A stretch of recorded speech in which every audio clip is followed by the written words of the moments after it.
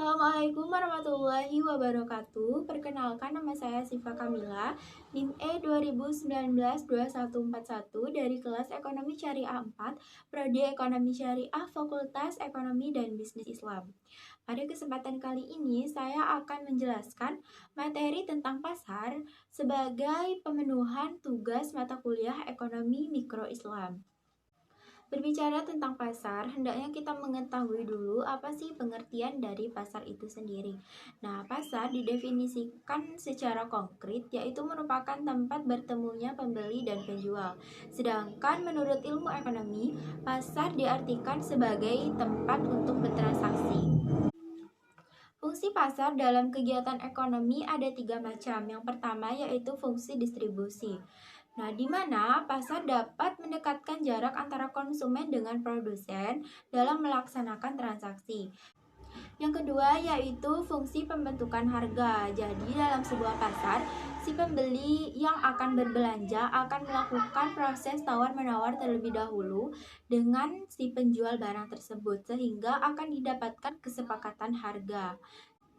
Yang ketiga yaitu fungsi promosi, di mana pasar merupakan tempat paling mudah untuk mempromosikan barang atau jasa yang akan dijual karena banyak dikunjungi pembeli. Selanjutnya, saya akan menjelaskan bentuk-bentuk pasar yang terbagi menjadi beberapa kategori. Yang pertama yaitu bentuk pasar menurut sifat atau wujud barang dan data penyerahannya. Bentuk pasar ini dibedakan menjadi 2 jenis, yaitu pasar konkret dan pasar abstrak.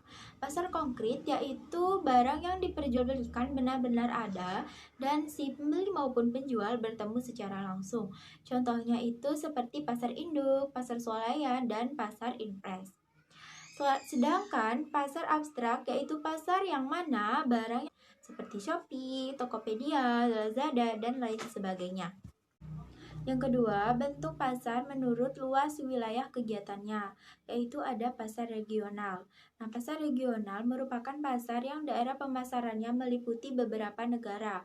Contohnya itu MEA, Masyarakat Ekonomi ASEAN. Selanjutnya ada pasar internasional. Nah, pasar internasional ini pasar yang daerah pemasarannya mencakup seluruh dunia. Kemudian ada pasar lokal, yaitu pasar yang daerah pemasarannya hanya meliputi daerah tertentu. Contohnya itu seperti pasar seni Kuta dan pasar Badung. Yang terakhir yaitu ada pasar nasional, yang mana daerah pemasarannya itu satu negara. Contohnya itu BEJ, yaitu Bursa Efek Jakarta. Yang ketiga, bentuk pasar menurut organisasi pasar atau hubungan antara pembeli dan penjual dibedakan menjadi 2, yaitu pasar persaingan sempurna dan pasar persaingan tidak sempurna. Pasar persaingan sempurna yaitu pasar yang terdapat banyak penjual dan pembeli sehingga harga tidak bisa ditentukan oleh masing-masing penjual atau pembeli. Sedangkan pasar persaingan tidak sempurna yaitu jumlah pembeli lebih banyak dibandingkan dengan penjual sehingga pasar dikuasai oleh beberapa penjual saja. Yang keempat, bentuk pasar menurut waktu penyelenggaraannya dibedakan menjadi 4 bagian, yaitu pasar harian, yang mana pasar ini dilakukan setiap hari, contohnya seperti Toserba. Yang kedua yaitu pasar mingguan yang dilakukan setiap seminggu sekali, contohnya seperti pasar Kliwon dan pasar Pon.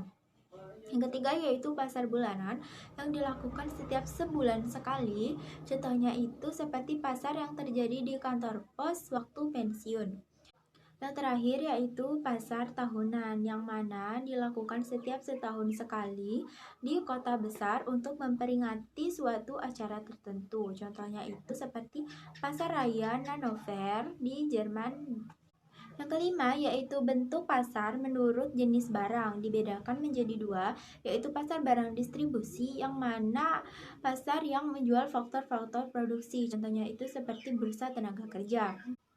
Demikianlah penjelasan saya terkait materi pasar. Kurang lebihnya saya mohon maaf.